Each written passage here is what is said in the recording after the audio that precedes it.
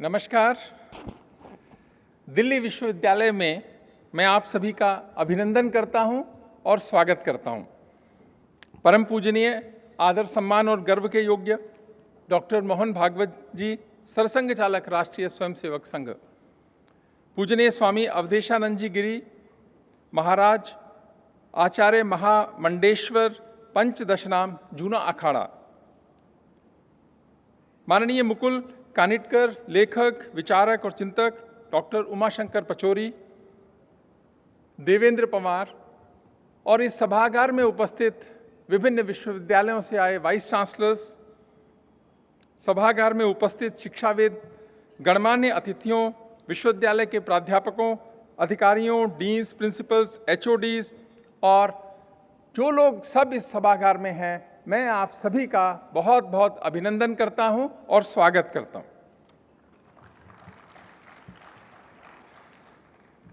100 वर्ष पुराना है दिल्ली विश्वविद्यालय और देश का एक प्रतिष्ठित विश्वविद्यालय है और उस विश्वविद्यालय में आदरणीय मोहन भागवत जी का आना एक अविस्मरणीय पल है हम सबके लिए।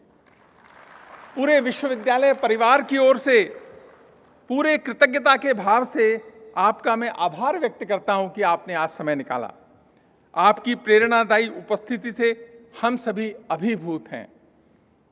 मैं गोपाल दास नीरज की कुछ पंक्तियां मुझे ध्यान आती हैं कि मैं तूफानों में चलने का आदी हूं, मैं तूफानों में चलने का आदी हूं, तुम मत मेरी मंजिल आसान करो, है नहीं स्वीकार दया अपनी भी, तुम मत मुझ पर कोई एहसान करो। ऐसा व्यक्तित्व है आदरणीय डॉक्टर मोहन भागवत जी का। और आज के इस महत्वपूर्ण कार्यक्रम में संत सानिध्य के रूप में पूज्य स्वामी अवधेशानंद जी गिरी महाराज की महनीय उपस्थिति हम सबको बहुत ही संबल प्रदान करती है। महाकवि तुलसीदास की कुछ पंक्तियां मैं उनके लिए कहना चाहूंगा कि संत मिलन सम सुख जग नाही, ये सही चरितार्थ होती हैं कि संत मिलन सम सुख जग नाही, संतों से मिलने से बड़ा कोई सुख नहीं है। तो आज ये इतना अच्छा दिन है, विश्वविद्यालय भी अभिभूत हुआ। आदरणीय मुकुल कानिटकर जी ने प्राण विद्या का एहसास कराया और अपनी बात रखी। तो मैं जब इस किताब को पढ़ने गया तो मुझे पता था कि हम लोग करते क्या है, घरों में हम शीशे लगाते हैं और शीशों के आगे पर्दे लगाते हैं और उनको बंद रखने का प्रयास करते हैं कि धूल ना आ जाए। जब मैंने किताब पढ़ी तो मुझे लगा कि ये तो कुछ गलत सा हो रहा है, हम कर रहे हैं। तो एक शिक्षा तो मैं ले गया कि सुबह उठते ही मैंने पहले पर्दे खोल दिए और सूर्य के प्रकाश को घर के अंदर, कमरों के अंदर आने दिया। ये किताब का छोटा सा प्रभाव है और मैंने मुकुल जी को सुबह बताया भाई कि ये पढ़ने के बाद हुआ।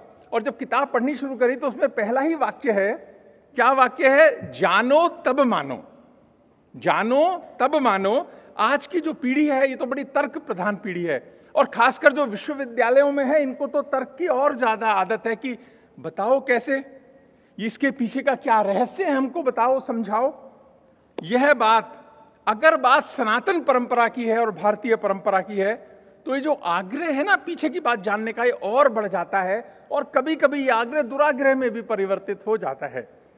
इंग्लिश में लिखी हर बात को सच मानना और हिंदी, संस्कृत और अन्य भारतीय भाषाओं की लिखी बातों पर संशय और तर्क करना ये एक सामान्य सी बात है। विश्वविद्यालयों में, शिक्षा के मंदिरों में ये और ज्यादा है। अच्छी बात है, तर्क की अपनी शक्ति है, लेकिन तर्क जो है एक सीमा तक ही सही है और यदि हमारा मन ठीक है तो तर्क का महत्व भी है। एक बात मैं उसमें पढ़ रहा था, मुकुल जी आपने किताब में लिखी कि हम जो अन्न ग्रहण करते हैं वह वनस्पति से मिलता है। ये सही बात है, हम जो अन्न ग्रहण करते हैं वनस्पतियों से मिलता है और शाकाहारियों का सारा अन्न वनस्पति से मिलता है। ये तो कोई खास बात नहीं थी, पर इससे आगे जो मैंने बात पढ़ी तो मुझे बड़ी हैरानी हुई और अच्छा भी लगा। इन्होंने कहा मांसाहारी भी उन प्राणियों का मांस खाते हैं जो शाकाहारी हैं, अतः उनका अन्न भी वनस्पति से ही आता है। तो मैं सोचने लगा कि भारत में क्या ऐसा होता है? तो सामान्यतः भारत के संदर्भ में बात ठीक है कि जो मांस भी उन जानवरों का खाया जाता है या उनका खाया जाता है जो शाकाहारी हैं। ऐसी नई सी बात मुझे पता लगी। विश्व के संदर्भ में शायद पूरी ठीक ना हो, पर भारत के संदर्भ में काफी हद तक ये बात ठीक है। प्राणवायु का एहसास कराया। ऑक्सीजन जो है वो प्राणवायु है। प्रवहति इति प्राणः, जो प्रवाहित होता है वह प्राण है, वह स्थिर नहीं रह सकता। इसी कारण से इन्होंने कहा कि उसका सदुपयोग करो। जब हम पुस्तक को पढ़ेंगे, मैंने कहा मैंने एक बार पढ़ी, मुझे कम समझ आई, अभी दूसरी बार भी पढ़ूंगा, कि उसका सदुपयोग करो। अगर सदुपयोग नहीं करेंगे, वो तो कुछ करेगा, उसको तो स्थिर रहना नहीं है, उसको कुछ करना ही है, तो उसको सही नहीं लगाएंगे तो क्या है, लाइफस्टाइल डिजीज जो हम सबके जिंदगी में आई हैं वो सब आएंगी। और आप सब जानते हैं कि भारत में जिस तरीके से लाइफस्टाइल डिजीज के कारण से शायद ये वर्ल्ड की कैपिटल डायबिटीज की न बन जाए भारत, बहुत सारे शहर तो अभी उसमें आ गए हैं, पर ये न बन जाए, इसी कारण से इस पुस्तक को मेरा आग्रह रहेगा कि आप थोड़ा बार बार पढ़ेंगे तो इसमें से कुछ ना कुछ अच्छा सीखने को मिलेगा ही।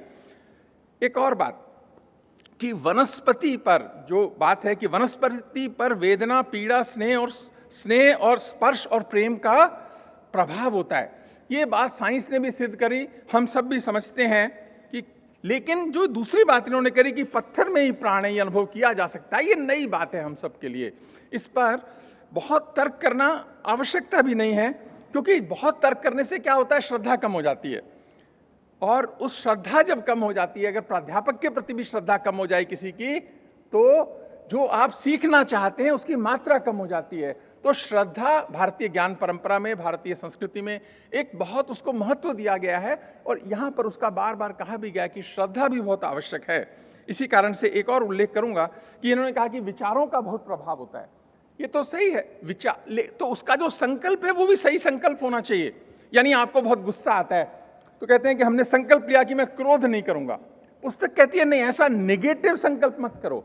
आप क्या संकल्प लो कि मैं प्रसन्न रहूंगा, मैं संकल्प लेता हूं कि मैं प्रसन्न रहूंगा, मैं खुश रहूंगा, ये सकारात्मक है, ये पॉजिटिव है, ये चलने वाला है।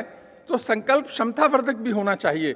और भारत के आदरणीय प्रधानमंत्री जी ने संकल्प लिया कि भारत विकसित राष्ट्र होगा 2047 तक, ये पॉजिटिव ग्रोथ ओरिएंटेड संकल्प है। तो ये भी एक नई बात पता लगी कि जो संकल्प भी हैं वो नहीं वाले नहीं होने चाहिए, वो हाँ वाले, आगे बढ़ाने वाले, आगे वाले होने चाहिए। लेकिन केवल सोचने और संकल्प से भी काम नहीं बनेगा। पुस्तक पढ़ें कई बार, प्रैक्टिस करें बार बार। इन्होंने शुरुआत तो कराई आज आपको प्रैक्टिस करा के, तो प्रैक्टिस करेंगे तो ये पुस्तक जीवन बदलने की क्षमता रखती है।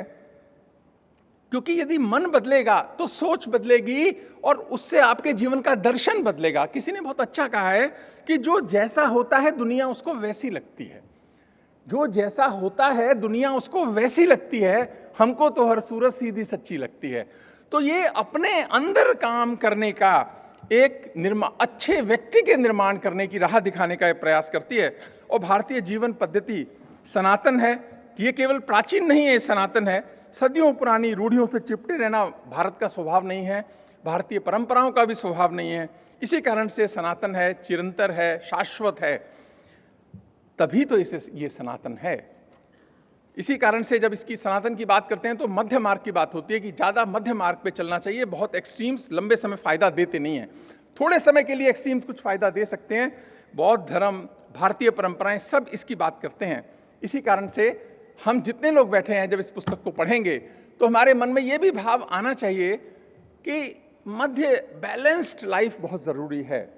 इसी कारण से जब किसी ने कहा कि ज़िंदगी में ऐसा करें कि काम दोनों का चलता रहे, जिंदगी में ऐसा करें कि काम दोनों का चलता रहे, हवा भी चलती रहे और दिया भी जलता रहे, ये बहुत आवश्यक जीवन का मूल तत्व है कि हम बैलेंस करें। किताब ऐसी सोच बदलेगी, ऐसा मेरा मानना है। मुकुल कनटकर जी का आभार इस उत्कृष्ट कृति के लिए। हमारे जीवन को यह पुस्तक अच्छा करेगी, इस विश्वास के साथ मैं आप सबका पुनः दिल्ली विश्वविद्यालय में स्वागत करता हूं, अभिनंदन करता हूं और एक मैं रिक्वेस्ट भी करता हूं, इस किताब को पढ़िए ज़रूर। मैं आपको भरोसे से कह सकता हूं कि आपकी ज़िंदगी में कुछ ना कुछ बहुत अच्छा होगा, लेकिन पढ़ना श्रद्धा के भाव के साथ में। उन्होंने तर्क की बात की, पर श्रद्धा के भाव से पढ़ेंगे तो उसका इम्पैक्ट बहुत ज़्यादा होगा। आप सभी का पुनः बहुत बहुत आभार।